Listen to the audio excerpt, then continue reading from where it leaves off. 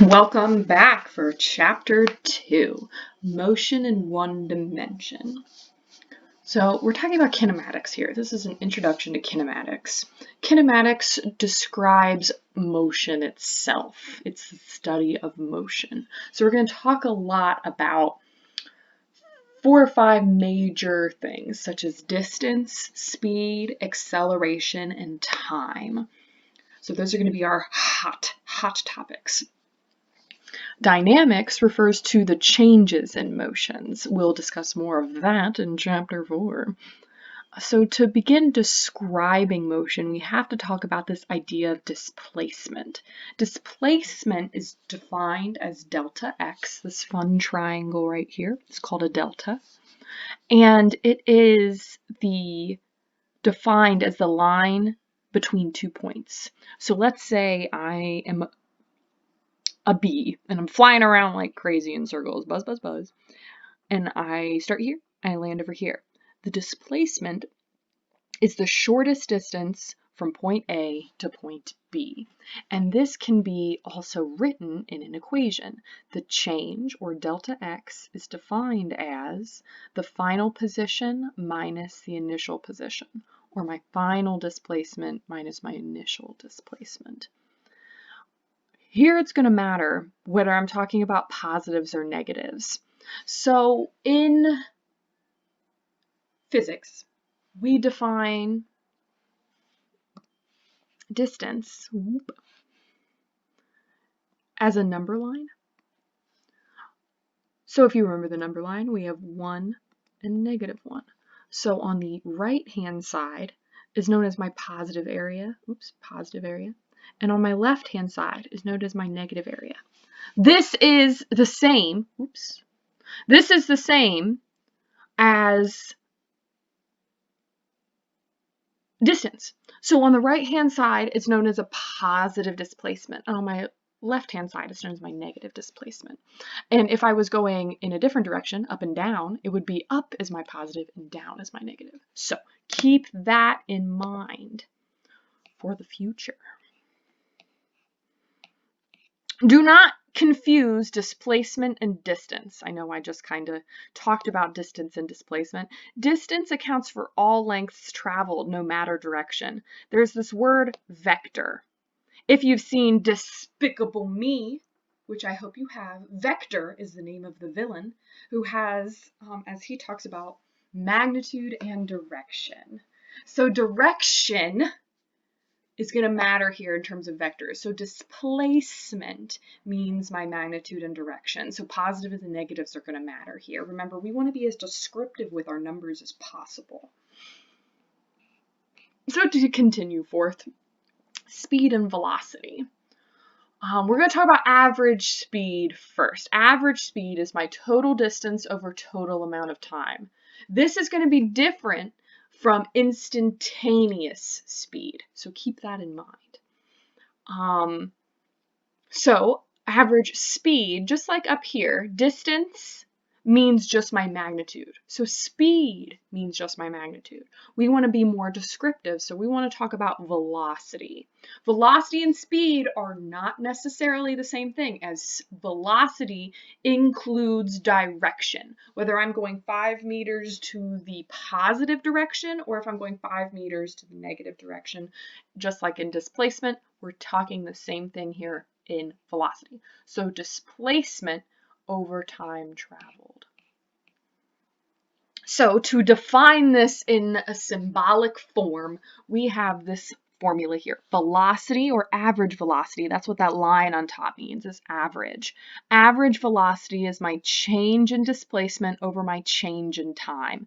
So again, we like to be simple, so that's what this displacement means, is the subtraction of 2. So let's take a look at an example of what this would look like. An airplane flies in a straight line with an average speed of 115 meters per second. How long does it take for it to fly 100 miles? So I'm going to break out my pen and I'm going to use this crazy colorful pen. So in using my equation up here, I know that velocity, my average velocity, equals 115 meters per second. And how long does it take? I want to know my time for it to travel 100 miles. 100 miles is then my change in x. You can define it as your final displacement, with your initial placement being 0, but there's no point. You might as well just leave it like that. First thing that I notice is my units here, miles. Miles to meters. So guess what I need to do? I need to convert. So I'm going to do that in this step. So I have 100 miles, and I need to do 1 mile to 1,609 meters. Boop. And that gives me this number here. Remember, if I need to change it to scientific notation, that's what happens. Now we need to plop it in the formula. So there's multiple ways you can do this. You can do it this way, where I don't put the numbers in. I suggest moving your variables around first to get to what you want to solve, but sometimes people can look at that and get confused. So one way you can do it is by solving for t. If you ever have a variable on the bottom, you can always just do a little switcheroo. Or we can do 115 equals, oh, I don't have enough room over here.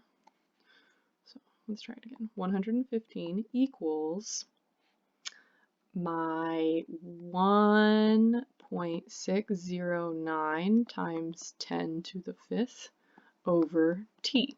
And then you can switch the t and the 115. It doesn't matter, you're doing the same thing. So t over 115. Put it in the calculator and we get this many seconds, which you can translate to that many minutes if you wish.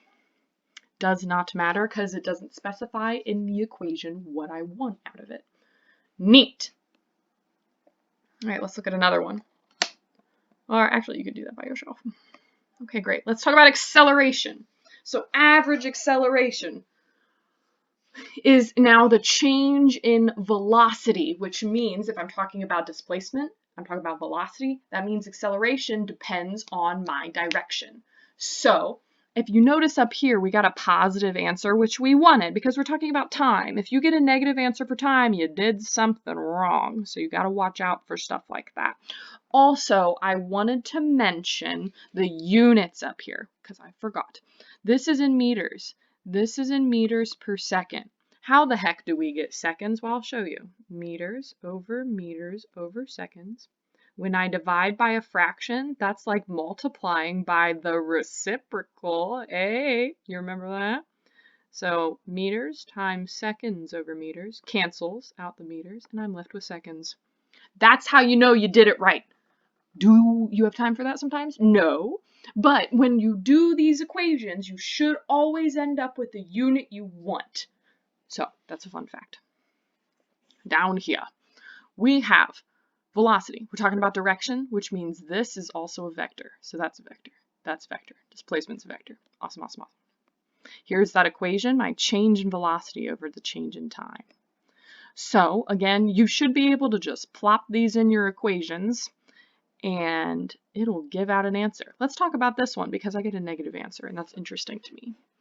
A drag racer crosses the finish line and a driver deploys a parachute and applies the brakes to slow down.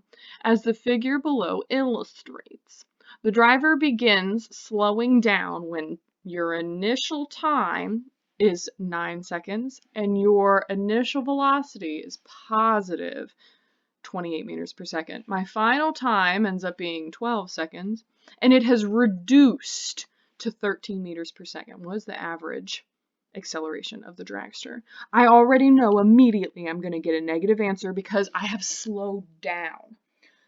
So that's why the positives and negatives matter here. So acceleration, I'm slowing down, I'm going to have a negative acceleration. Whereas if I was speeding up, like the question before, it talks about an airplane taking off, you know you're going to get a positive. These are those problem-solving skills we were talking about earlier.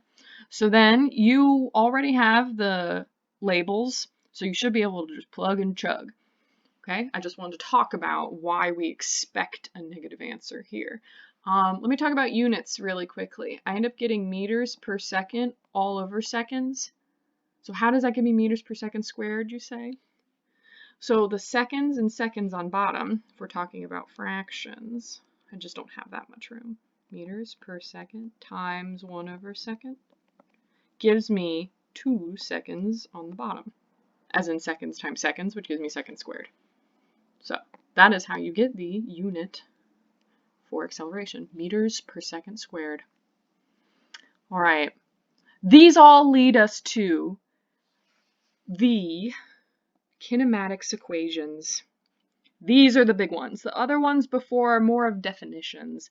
These are equations. Let's say you want to find final velocity. Notice I don't have that little f right here anymore. Remember, we're really lazy. We don't want to keep writing things over and over again. So if it doesn't have a subscript, it's going to be my final. So final velocity equals initial velocity plus acceleration times time. And blah, blah, blah, all the other ones. You will need to know these to work out your problems. So I'm going to talk through this last example and then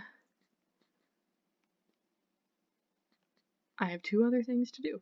But that's the last example I'm going to walk you through. So, here you are. A car goes from 0 to 60 meters per hour. Oh, let's try that again.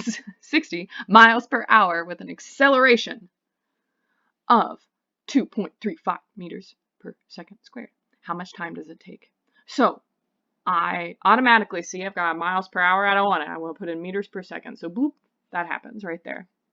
We need to identify our knowns and our unknowns. So that's what happens here. 0 is my initial velocity to my final velocity of the calculated and converted 60 miles per hour. And then my acceleration I have. I need to know my time.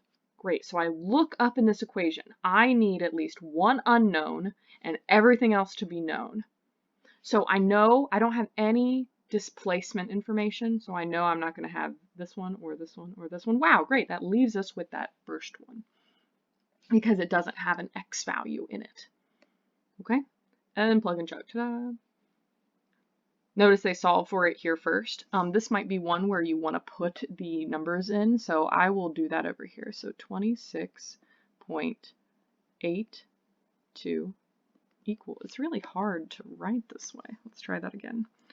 26.82 equals 0 plus 2.35 t. All right, this is 0. Then you divide, bada bing, bada boom, you're done. All right, let's talk about free-falling bodies. Free-falling bodies has to do with gravity. Gravity is 9.8 meters per second squared. You need to know that.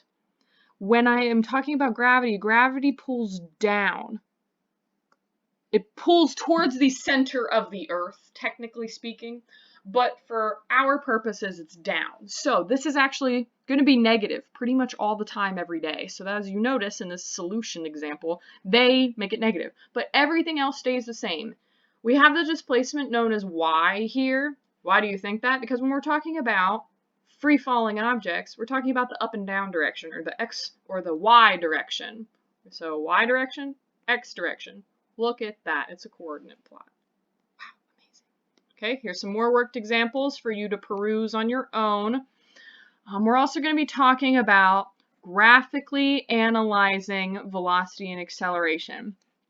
So velocity is the change in x over the change in time. So that's not a 1. Change in time. So for our purposes, we can draw that as a graph. Because as time goes on, it changes my x value. So x being my dependent on the time.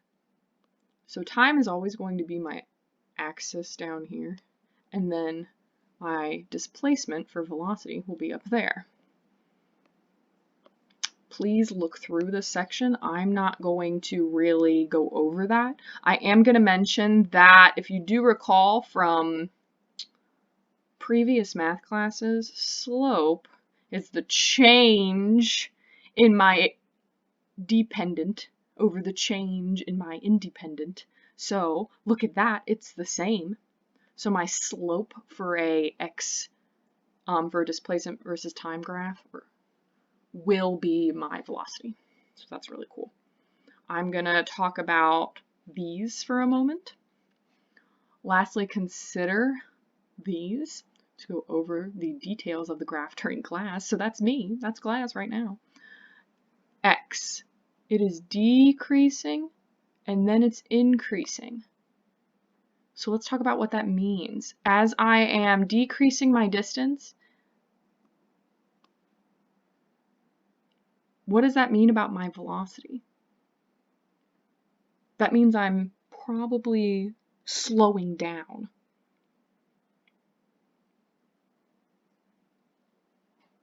And then, so these two are going to go together. And then my acceleration is remaining constant because my slope here is remaining the same. And it's going in the negative direction, boop, so it's going to be this one, which means, boop, these two are the same. We will go over this a bit more, but I believe in you. Please look at the PowerPoint, and please peruse this on your own, because I don't want to make a 45-minute video. Ask me questions if you have any.